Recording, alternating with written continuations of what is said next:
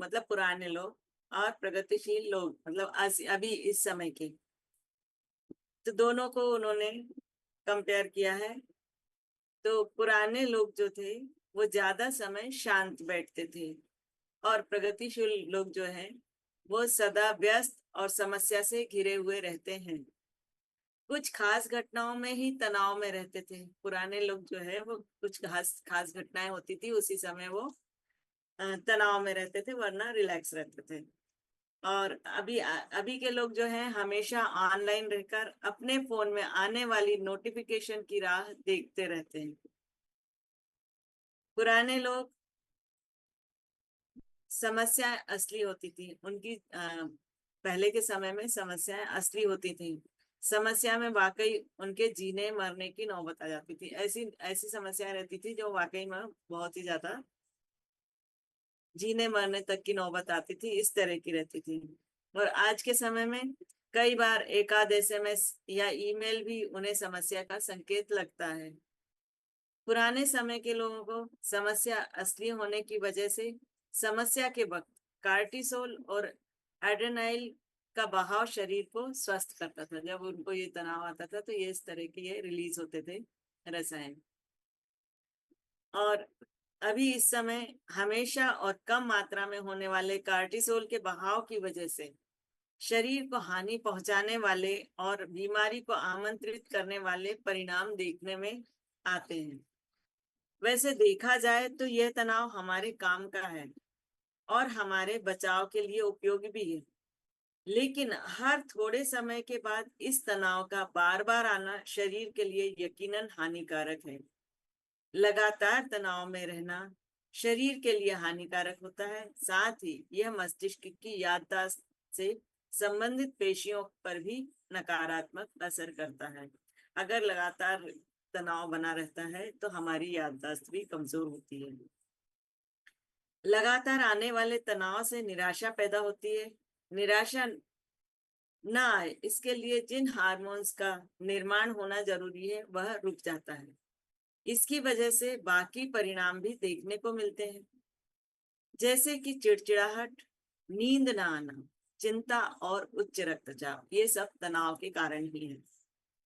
माना कि सामने आने वाली परिस्थितियां हमारे मन और शरीर के कार्यरत रहने की जरूरत पैदा करती है, लेकिन अगर हमें समय से पहले आने वाला बुढ़ापा टालना है तो अपनी दिनचर्या में बदलाव लाकर जीवन को तनाव मुक्त करने की कला सीखनी होगी। अगर हमें तनाव से मुक्त रहना है तो ये तनाव कैसे दूर हो सकता है, उसकी क्या विधि है, उसको हमको सीखना पड़ेगा।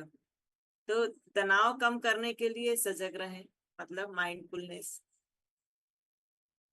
हमें सताने वाले डर व चिंताएं चाहे असली हो या नकली, लेकिन उससे जो तनाव पैदा होता है उसके परिणाम असली ही होते हैं। उस तनाव के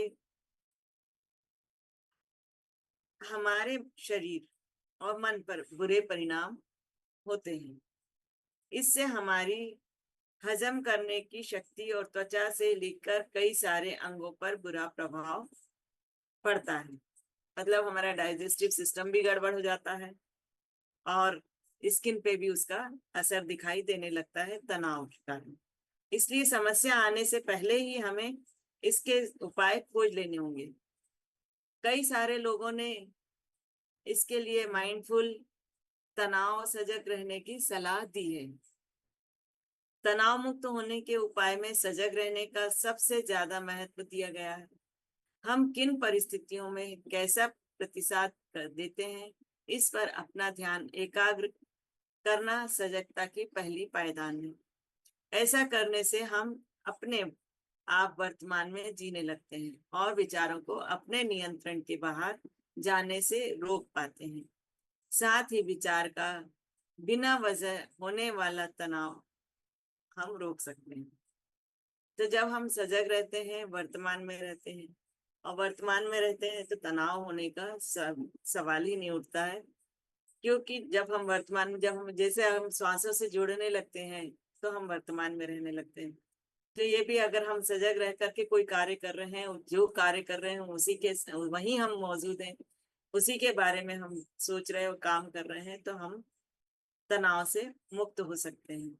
बीमारी से त्रस्त और तनावग्रस्त रॉबर्टो अल्सीवार को, जो खुद आगे चलकर माइंडफुलनेस के सर्टिफाइड इंस्ट्रक्टर बने, जो पहले खुद ही तनावग्रस्त रहते थे, वो ही इंस्ट्रक्टर बन गए माइंडफुलनेस के, और उनका जीवन इसकी मिसाल बना।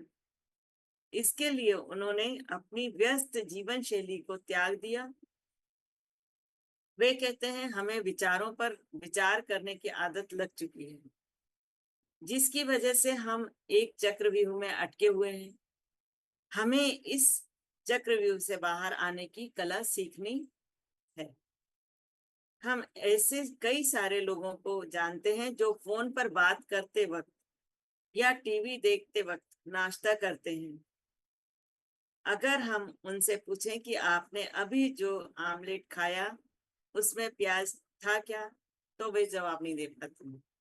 मतलब ये कि वो टीवी वगैरह देखते हुए, फोन करते हुए बात करते, तो उन्हें यही नहीं समझ में आता कि उन्होंने क्या खाया, इस कारण वो बता नहीं पाते।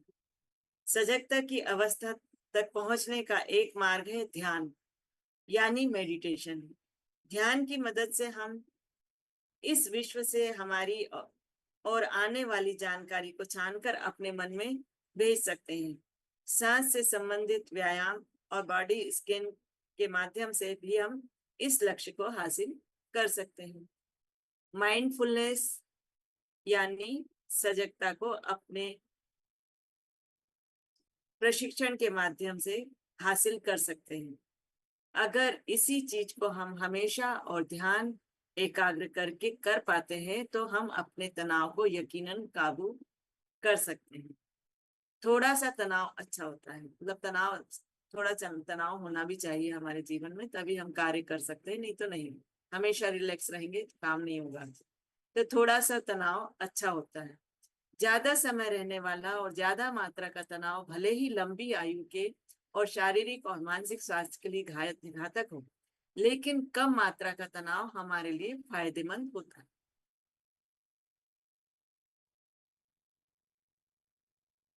Doctor Harvard S Friedman university of California में मनोविज्ञान के प्रोफेसर हैं। उन्होंने 20 साल तनाव पर काम किया और यह जानने की कोशिश की कि उसका मानवीय जीवन पर क्या असर होता है।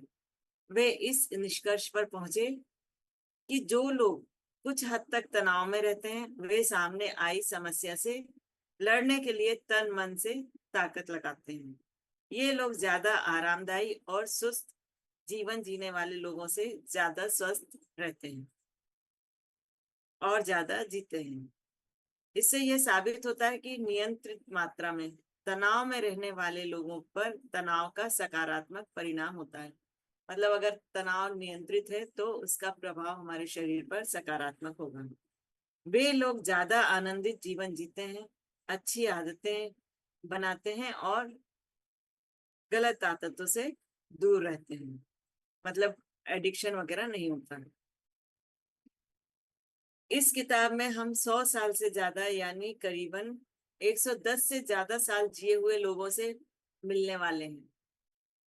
उनसे मिलकर आपको यकीन होगा कि वे लोग काफी अच्छा जीवन जी पाए, और खास बात तो यह है कि वे आखिरी समय तक काम करते रहे। बैठे रहना उम्र बढ़ने की वजह बन सकती है। अगर फालतू बैठे रहते हैं तो जल्दी बुढ़ापा आता है। पश्चिमी देशों में एक जगह पर बैठकर काम करने की संस्कृति बढ़ती जा रही है। इससे उच्च रक्तचाप और मोटापा जैसी बीमारियों को आमंत्रित किया जाता है। साथ ही उनकी उम्र पर भी इसका असर होता है। काम की जगह पर या घर में एक ही जगह पर ज्यादा समय बैठकर काम करने से मांसपेशियां कमजोर हो जाती हैं। इससे सांस लेने की प्रक्रिया भी धीमी होने लगती है, और एक ही जगह पर बैठे रहने से हाइपरटेंशन, बदहजमी, हृदय रोग और हड्डियों को कमजोर होना जैसी तकलीफें शुरू हो जाती हैं।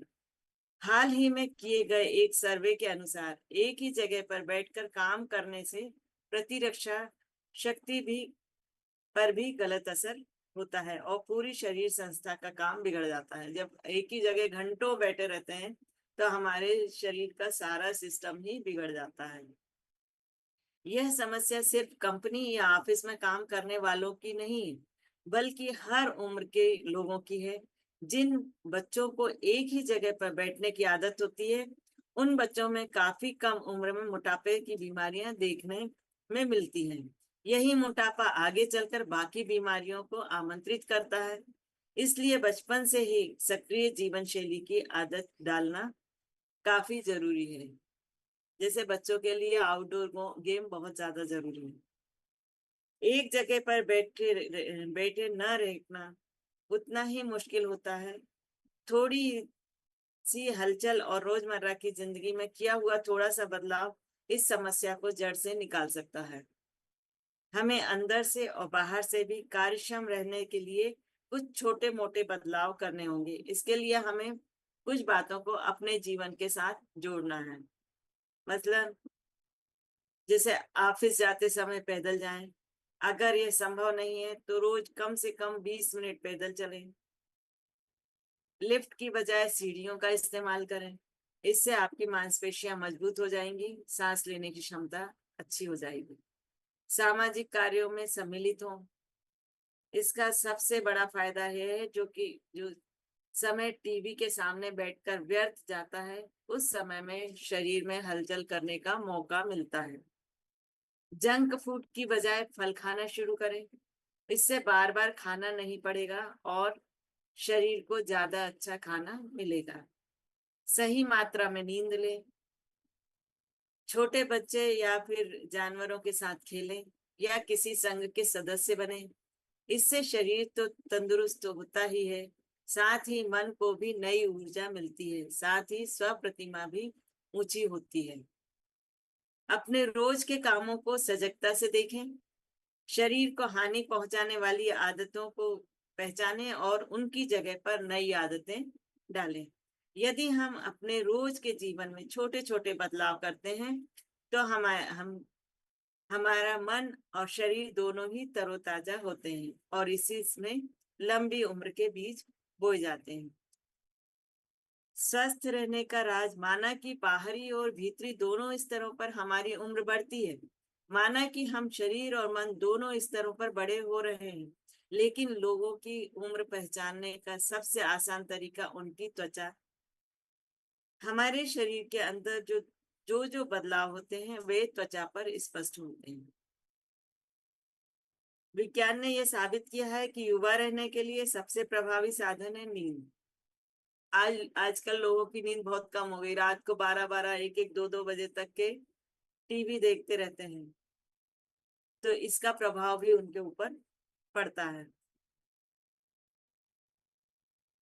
प्रभावशाली ऑक्सीडेंट से भरा हुआ मेलाटोनिन हमें ज्यादा साल जीने में मदद करता है। साथ ही इसके और भी कई सारे फायदे होते हैं, जो कि नींद से हमारे अंदर जो है मेलाटोनिन हार्मोन्स तैयार होता है। इससे बीमारियों से लड़ने की शक्ति बढ़ती है। कैंसर से लड़ने के लिए जरूरी घटक निर्मित होते हैं। कुदरती इंसुलिन की निर्मित होती है। अल्जाइमर जैसी बीमारियों की आशंका कम होती है। हृदय रोग प्रतिबंधक घटकों की निर्मित होती है। इन वजह से मेलाटोनिन आपको हमेशा युवा रहने में मदद करता है। तो संतुलित मात्रा में, इसके साथ ही उन्होंने बताया है कि संतुलित मात्रा में भोजन करें, बहुत अधिक ना खाएं और अपना सूर्य का प्रकाश लें। गहरी नींद का प्रभाव तनाव को कम करता है, इसलिए नींद गहरी लेना आवश्यक है। तो ये कुछ चीजें उन्होंने बताई है जो कि हमारे को स्वस्थ रहने के राज है। तो हम ये सब अगर करते हैं तो स्वस्थ रहते हैं। तो आज के स्वाध्याय को मैं यहीं रोकती हूँ।